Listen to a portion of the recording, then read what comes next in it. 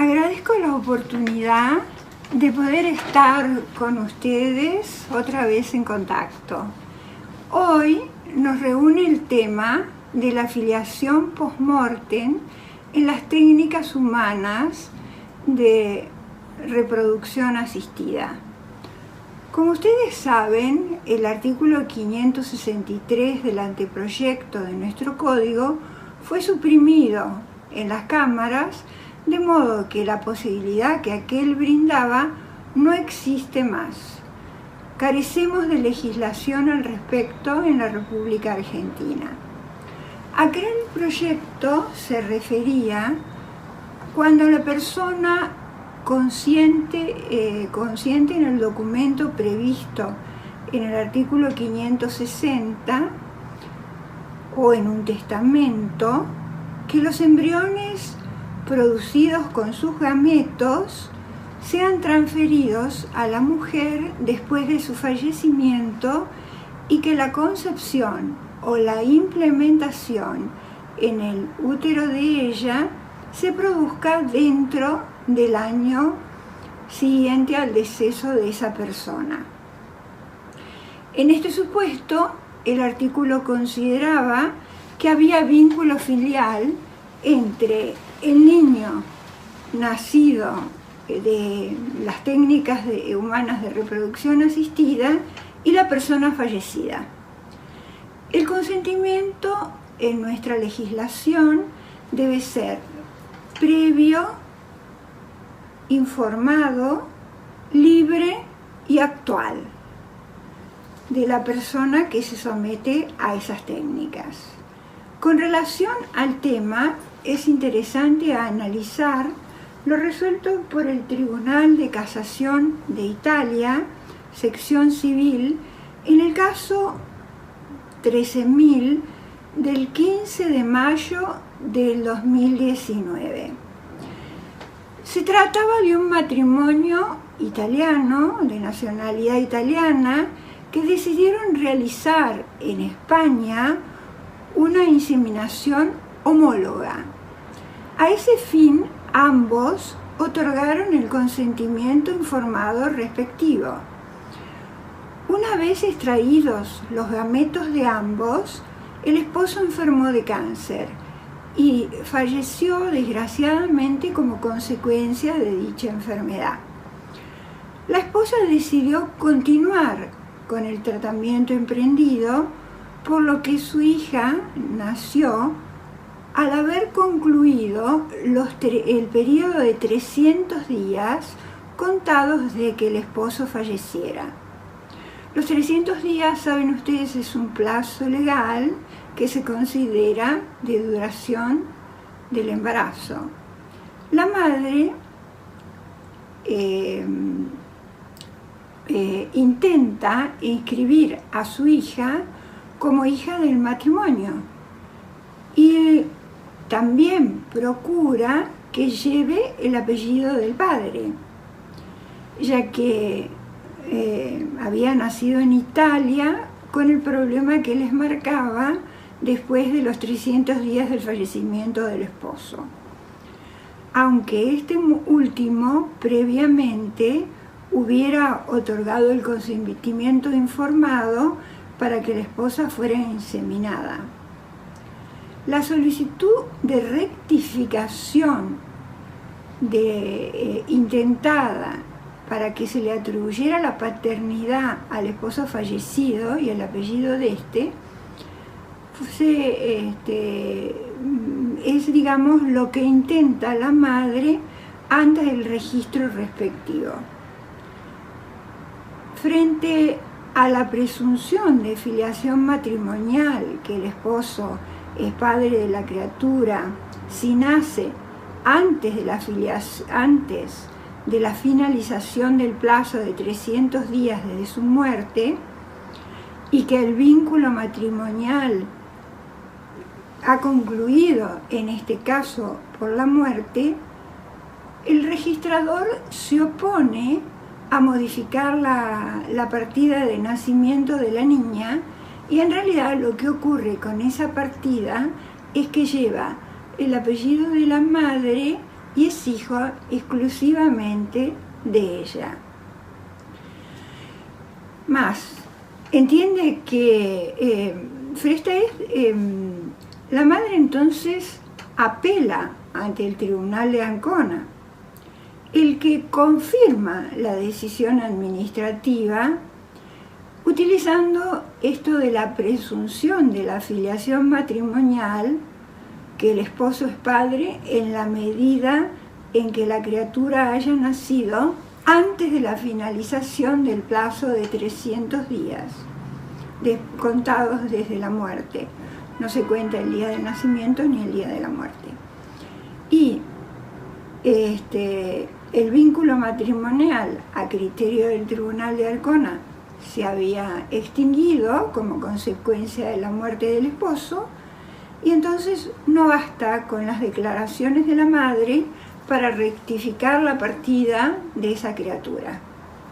Más, entiende que los intereses de la menor están protegidos sobre la base de que el certificado de nacimiento le otorga una identidad a la niña, que es la que les decía antes, la que es hija de la madre, y afirma que hay un respeto por la vida familiar. Y además agrega que de este modo no hay conflicto con la jurisprudencia comunitaria. Hay un artículo 8 de la comunidad que habla justamente de la vida familiar. Contra esta decisión, la madre concurre a la Corte de Casación a fin de que se revoque el fallo del Tribunal de Ancona.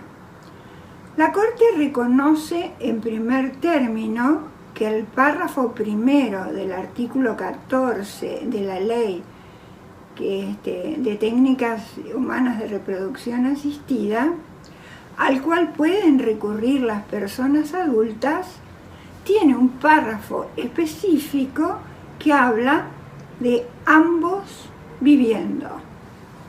La decisión, dice entonces, se refiere a un delicado tema de la reproducción asistida post-mortem, en este caso de tipo homólogo. Es decir, ¿qué quiere decir con homólogo? Con los gametos del esposo, es decir, que no hubo que recurrir a otra persona para que se produjera la inseminación. En un momento posterior a la muerte de uno de los miembros de la familia.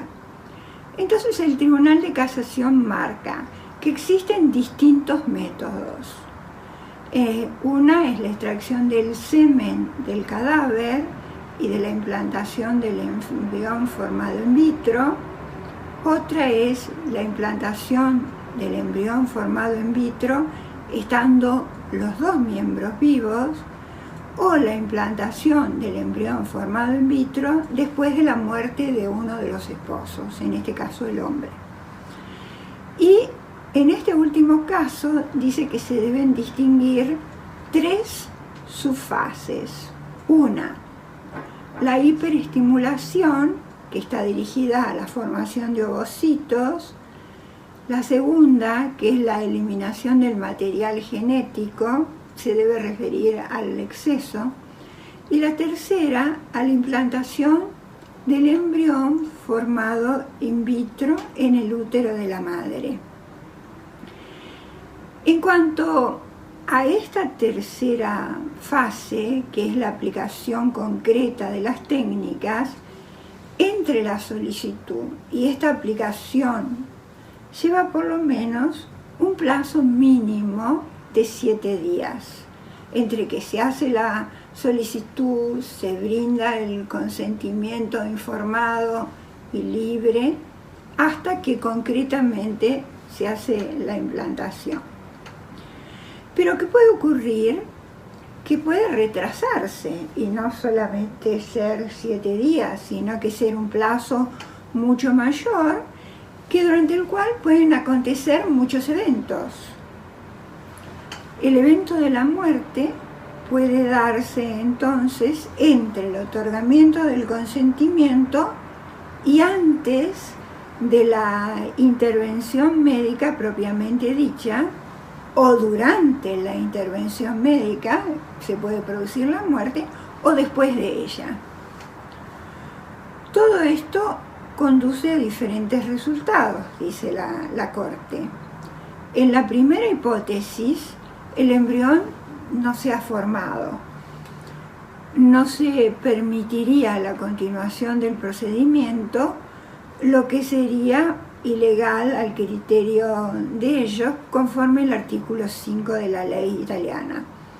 Igual si se tomara el gameto masculino de un cadáver. También cabe pensar en la fecundación in vitro del gameto ya tomado y crioconservado, utilizado después de la muerte del esposo, merituando que la pareja haya prestado el consentimiento a ese fin. Frente a este caso, el tribunal entiende que se requiere del intérprete que cuestione el tema de las técnicas humanas de reproducción asistida, que cuestione su acceso e incluso si han transcurrido los 300 días después de la muerte del padre, o mejor dicho, del esposo, o de la pareja, porque también puede ser extramatrimonial, ¿no es cierto? Y la procreación legal, y la protección legal prominente de los niños, no solo en los deberes y derechos constitucionales, y cita el artículo 29 y 30 de la Constitución de Italia, sino inclusive en los derechos personales, y se está refiriendo ya aquí a los gestantes, es decir, artículo 2 de la Constitución, enfocándolo hacia aquellos que se han comprometido libremente, asumiendo y aceptando esa responsabilidad de ser padres. Bueno, más lo decidido también se refiere a la fecundación heteróloga y dice claramente que en la cual ahí no hay relación genética, ¿no es cierto? Y si se admite en la fecundación heteróloga, en la fecundación heteróloga, y se admite que la voluntad modifica lo genético, con más razón en el caso de la homóloga, que sería suficiente argumento para aceptar como hijo del padre prefallecido.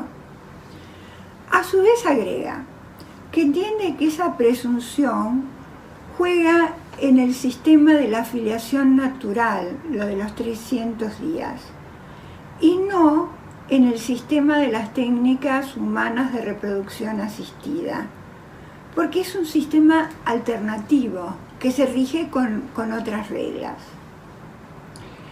Por ello, no hay posibilidad, dice la Corte de Casación, de ejercer la acción de desautorización de la paternidad, porque fundamentalmente afirma que debe reconocerse la verdad.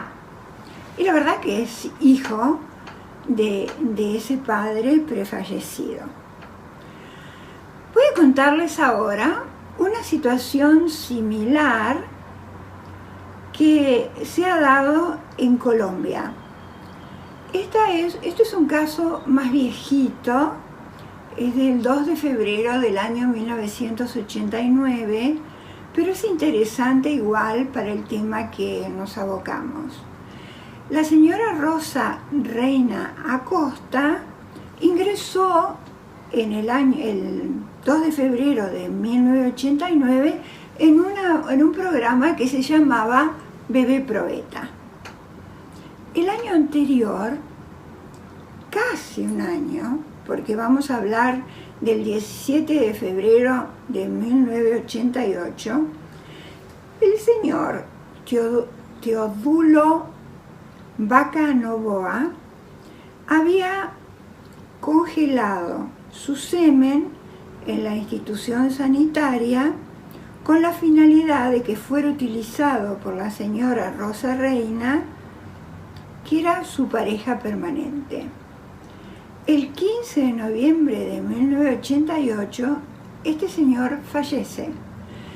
Voy a volver a marcarle las fechas. Él fallece en noviembre del 88 y esta señora comienza su tratamiento en febrero del año siguiente. Es decir, que había pasado diciembre, enero, y en el comienzo, habían pasado 2 meses, y en el comienzo de febrero inicia su tratamiento en este programa de Bebé Probeta.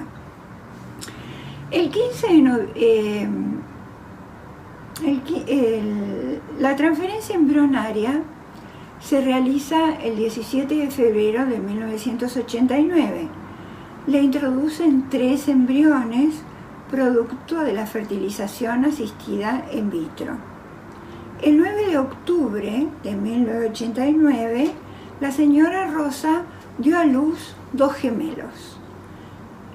La demanda de filiación extramatrimonial fue admitida contra los herederos indeterminados del señor Vaca Novoa en el Juzgado Civil número 29 de Bogotá. Cumplido el emplazamiento, no se presentó ninguna persona a cuestionar lo decidido, por lo que se decidió designar un curador ad litem. Este último sostuvo que no se oponía en la medida que se demostrara los supuestos de la filiación extramatrimonial, es decir, que se probara que era hijo del causante. Sin embargo, opone una excepción de inexistencia de causal para demandar porque, al igual que lo que ocurre hoy en nuestro país, la filiación por técnicas de reproducción asistida post-mortem no estaba legislada en Colombia. Y también interpone la inexistencia de autorización para utilizar el método de inseminación artificial después de la muerte del padre. Entiende que la muerte del padre significa como una caducidad de ese consentimiento. El Juzgado Tercero de Familia de Bogotá sostuvo que los menores eran hijos extramatrimoniales del señor Vaca Novoa y ordenó inscribirlos de ese modo. Es decir, reconoció la verdad genética. A pesar de no haber apelación ante el Tribunal Superior del Distrito Judicial de Bogotá, en la Sala de Familia, este tribunal consideró el tema. En el caso de la fecundación in vitro post-mortem, el consentimiento del compañero permanente que dejó su semen con el fin de ser utilizado después de su fallecimiento para fecundar a su pareja, ¿determina la paternidad?, se pregunta. A criterio del tribunal, y esto es importante escucharlo, conforme la Constitución de 1991 de Colombia, en ella se afirma que los hijos habidos en el matrimonio o fuera de él, o adoptados, o procreados naturalmente, y subraya por asistencia científica, tienen iguales derechos y deberes. Entonces considera el tribunal que esto amplió el ámbito de posibilidades para atribuir la filiación, haciendo hincapié en el consentimiento. En conclusión, el consentimiento previo del compañero permanente para que su semen congelado sea utilizado para procrear un hijo luego de su muerte hace presumir su paternidad. Y ese consentimiento, y esto me parece interesante, tendría el significado como de un reconocimiento previo en este tipo de fecundación.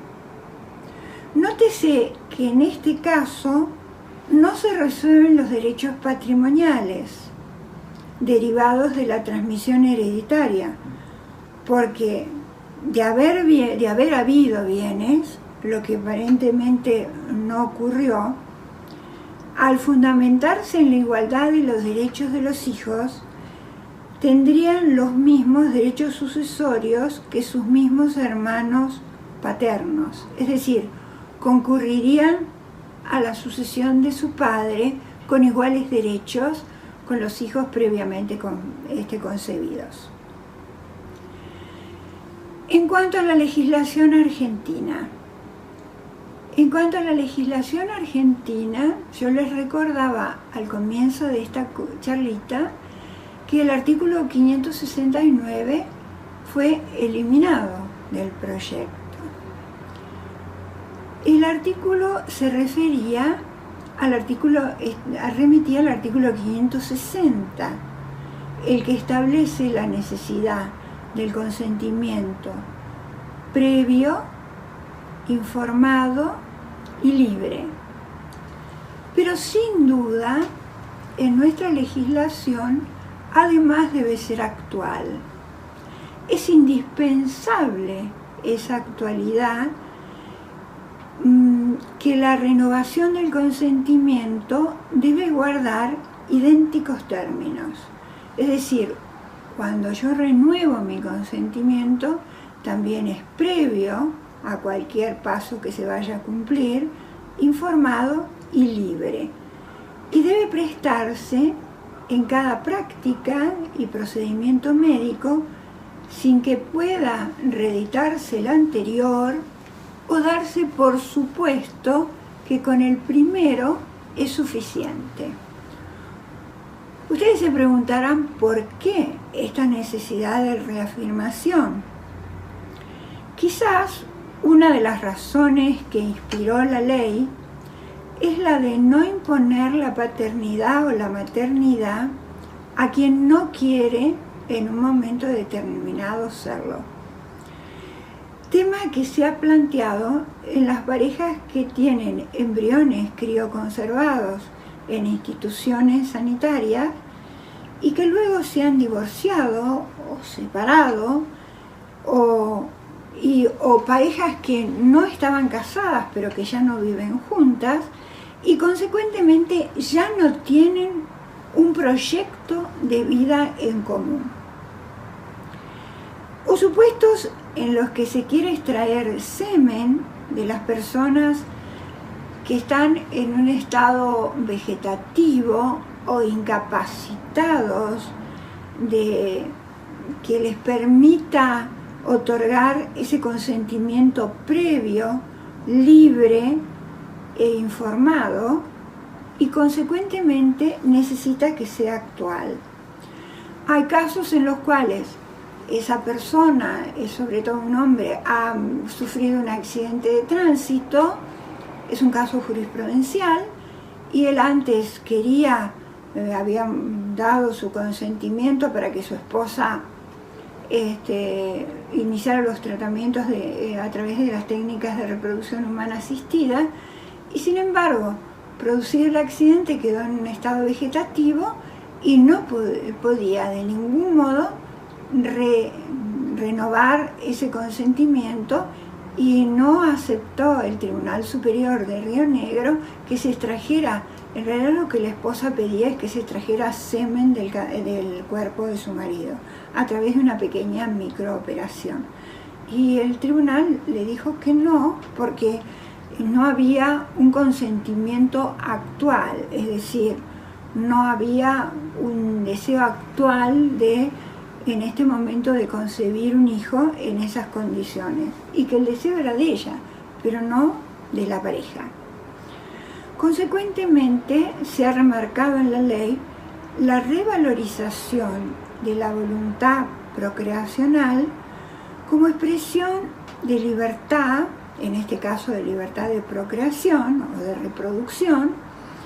Por ello, la necesidad de la actualidad del consentimiento, que se pone de relieve en cada paso para mostrar que continúa vigente. El elemento volitivo es trascendente porque no se admite, una vez que se concretan las técnicas, la impugnación de la filiación matrimonial o la extramatrimonial de los hijos nacidos por estas técnicas. Tampoco se admite el reconocimiento ni el ejercicio de la acción de filiación, ni tampoco reclamo alguno por el vínculo filial. Ese es nuestro artículo 577 del Código vigente. Es decir, las técnicas humanas de reproducción asistida provocan la disociación del elemento genético, el biológico y el volitivo, siendo el determinante en la filiación en estos casos. Espero que les haya resultado interesante las resoluciones en el derecho comparado. No traje más para poder cumplir con nuestros escasos 20 minutos y confío que nos volvamos a encontrar muy rápido. Muchas gracias por haberme escuchado.